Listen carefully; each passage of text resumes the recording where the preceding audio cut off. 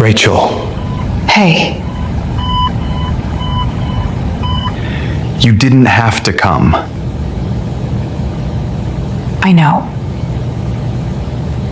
Why did you? Her ex-husband collapsed. When she arrived at the hospital, no one expected this. The call came at 11:23 p.m. on a Wednesday. Rachel Mercer had been awake. She was always awake at that hour. Had been for the 2 years since the divorce, her sleep patterns having quietly reorganized themselves around the absence of another person in the bed, without anyone asking her permission. She was sitting at the kitchen table with a cup of tea that had gone cold, and a stack of student essays she was grading with the mechanical efficiency of someone whose mind was only partially in the room. The name on her phone screen stopped her entirely. Not Daniel's name. His sister's. "Claire?" she answered. "Rachel." Claire's voice had the particular quality of someone who has been crying recently and has stopped just long enough to make a phone call. "I'm sorry to call so late. Daniel, he collapsed tonight. He's at Mercy General. They're saying it's his heart." Rachel set down her pen. "How bad?" she said. "They don't know yet. He's stable right now, but they're running tests. I'm here, but A pause. "I didn't know who else to call. His phone was in his jacket and your number was the first one in it. I know it's been 2 years and I know this isn't—" "I'm coming," Rachel said. She didn't examine the decision. She simply made it. The way you make decisions that live below the level of reasoning. In the body, in the place where history is stored. She drove to Mercy General in 22 minutes. She had not been inside a hospital since her father's bypass 3 years ago, and the smell of it, that specific antiseptic and recycled air smell that no amount of renovation could ever fully eliminate, landed in her chest with the weight of every previous time she had been inside one. Claire was in the waiting area on the 3rd floor, small and dark-haired and red-eyed, still wearing her work clothes, a laptop bag on the floor beside her as if she had come directly from the office. She stood up when she saw Rachel, and for a moment the two women just looked at each other. Two people who had been close and then had been required, by the logic of the divorce, to stop being close, meeting again in the particular fluorescent intimacy of a hospital corridor. Claire hugged her. Rachel hugged back. Neither of them said anything useful. "He's in room 14, Claire said. They've got him stable. His cardiologist is on the way in. They think it was an arrhythmia, but they don't know yet." She paused. "He doesn't know I called you." "Okay," Rachel said. Is it okay that I called?" Rachel looked at her. "Yes," she said. "It's okay." She walked down the corridor to room 14. She stood outside the door for a moment with her hand on the frame, not because she was uncertain about going in, but because she was gathering herself in the way that she did before things that required more of her than she had immediately available. Then she pushed the door open. Daniel was lying in the hospital bed in a light blue patient gown, monitors attached, 4 in his left arm, the particular flatness of a person who has been reduced by a medical event to something smaller than their normal dimensions.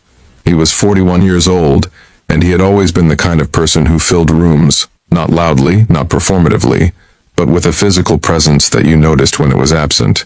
In the hospital bed he looked reduced, mortal, in the way that the people we have loved look mortal when we see them in hospital beds. He turned his head when she came in. The expression that crossed his face was complicated in a way that Rachel had spent 2 years not thinking about, and was now going to have to look at directly. "Rachel," he said. "Hey," she said. She walked to the chair beside the bed and sat down, not at the doorway, not at a cautious distance. She sat down in the chair the way you sit when you have decided to be present. "Claire called you," he said. "Yes." He looked at the ceiling for a moment. "You didn't have to come." "I know," she said. "It was an arrhythmia. They're saying it's manageable. They told me I'm not in danger." "Good," she said. Another silence. The monitors beeped their steady rhythm. Somewhere down the corridor a cart was being wheeled, its wheels making the specific sound of hospital carts that have covered too many miles. "Why did you come?" he said. Not unkindly, genuinely. Rachel looked at him. She had prepared, in the 22 minutes of driving, a version of this answer that was controlled and appropriate and properly calibrated to the distance two people should maintain after a divorce. She had the answer ready. She did not give it. "Because Claire called and said you had collapsed," she said instead, "and I got in the car." He looked at her for a long moment. "It's been 2 years," he said. "I know how long it's been. I thought you'd moved on. I thought Maya said you were seeing someone." "Maya talks too much," Rachel said. "And it was one dinner, with a colleague." She paused. Nothing moved. The monitors beeped. Daniel looked at the ceiling again. "I've been thinking about you," he said, "since March, since I moved back to the city. I'd see something and think Rachel would know what that is. Rachel would have a thing to say about that." He stopped. "I drove past the apartment twice." Rachel felt something shift in her chest. Not dramatically, the way things shift when they have been held in place by effort, and the effort, for a moment, relaxes. "Why didn't you call?" she said. "Because I didn't know what I would say," he said. "Because it ended the way it ended and I didn't..." He stopped again, started differently. "I know why it ended. I know what I did, what I didn't do. The hours and the..." He shook his head slightly. "I ran a company into the ground trying to save it, and I lost my marriage doing it, and I convinced myself for about 8 months that the company was the more important loss. It took a while to understand how wrong that was." Rachel was quiet. "I'm not saying this because of the hospital," he said. "I'm not saying it because I'm lying in a bed and it seems like the right time for honesty. I've been trying to figure out how to say it for 6 months. The hospital just..."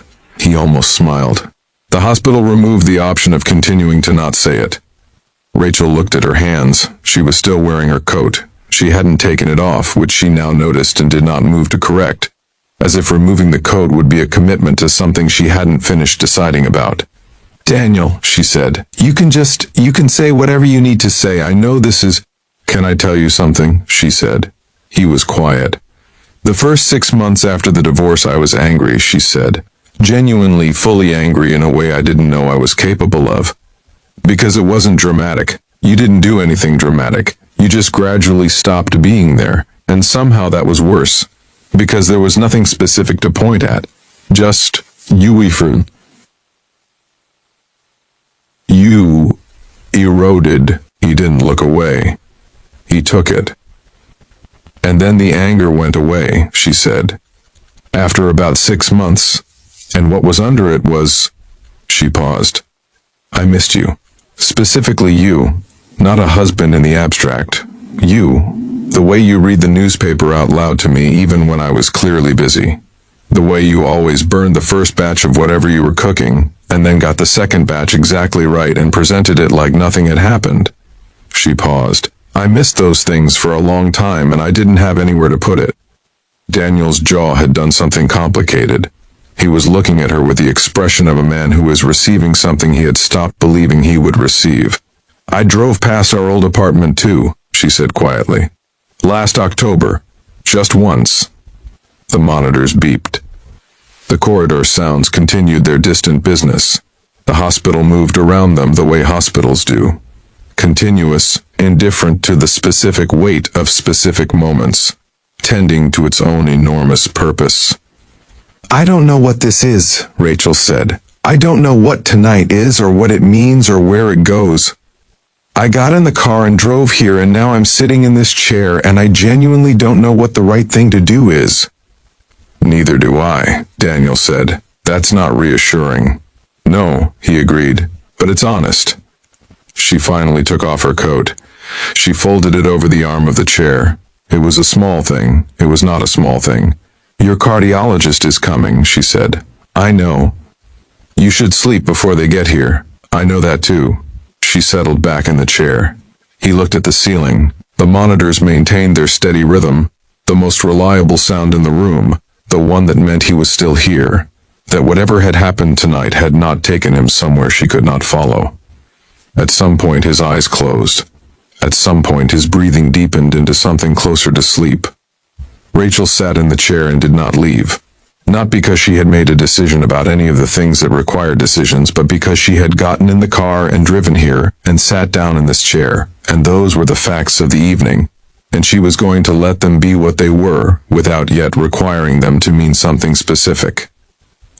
His cardiologist arrived at 2:15 a.m., a calm, efficient woman named Dr. Patel, who took in the situation in the room with the practiced neutrality of someone who had seen every possible configuration of people in hospital rooms and had learned not to editorialize.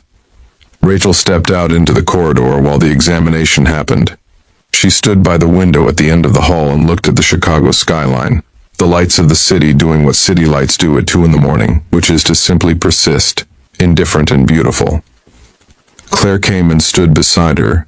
"How is he?" Claire asked. "Talking," Rachel said, "which is good." "How are you?" Rachel considered this honestly. "I don't know yet," she said. "Ask me in a week." Claire nodded. She had the wisdom, at this particular hour in this particular corridor, not to say anything further. Dr. Patel came out 20 minutes later and told them that Daniel's arrhythmia was being managed, that he would need a procedure in the next few days, that his prognosis was excellent, that he should rest. Rachel went back into the room. Daniel was awake. He looked at her when she came in. That look again, the complicated one, the one she had spent 2 years not thinking about. "Good news," she said. "Excellent prognosis." "I heard," he said. She sat back down in the chair. "Rachel," he said, "go to sleep, Daniel." There's time," she said. "You're not going anywhere. There's time." He was quiet. Then after a moment, "Okay." He closed his eyes. She sat in the chair. The monitors beeped their steady, faithful rhythm. The sound of a heart that was still working, that had faltered and been caught, that was going to keep going. She sat with that sound for a long time. She did not leave. The end.